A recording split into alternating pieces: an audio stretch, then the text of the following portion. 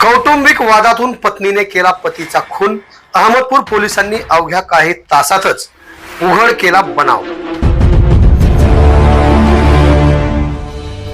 अहमदपूर तालुक्यातील शिरूर ताजबंद येथे एका 36 वर्षीय तरुणाचा त्याच्याच पत्नीने डोके भिंतीवर आपटून आणि गळा आवळून खून केल्याची खळबळजनक घटना उघडकीस आली आहे.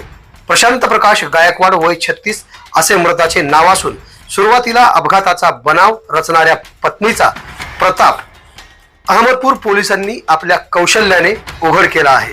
घटना नेमकी काय आहे या बातमीच्या माध्यमातून सविस्तर पाहूयात. मयत प्रशांत आणि त्याची पत्नी अर्चना वय 30 यांच्यात गेल्या काही काळापासून कौटुंबिक वाद सुरू होते. याच वादातून अर्चना 1.5 वर्ष माहेरी राहिली होती आणि 5 महिन्यापूर्वीच ती पुन्हा सासरी नांदायला आली होती.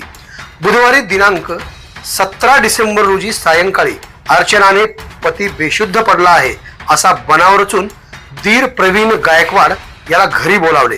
प्रशांतला रुग्णालयात दाखल केले असता डॉक्टरांनी त्याला मृत घोषित केले.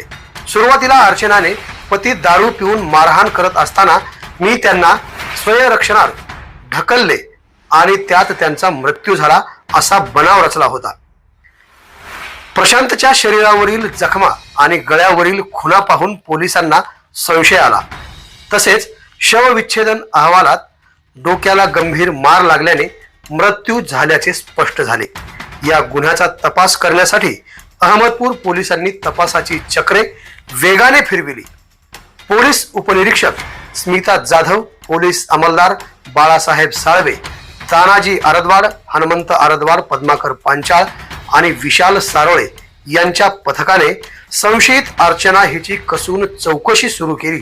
सुरुवातीला उडवाउडवीची उत्तरे देणाऱ्या अर्चनाने पोलिसांनी तपासाचा कौशल्याने वापर करताच आणि पोलिसी धाक दाखवताच आपला गुन्हा कबूल केला.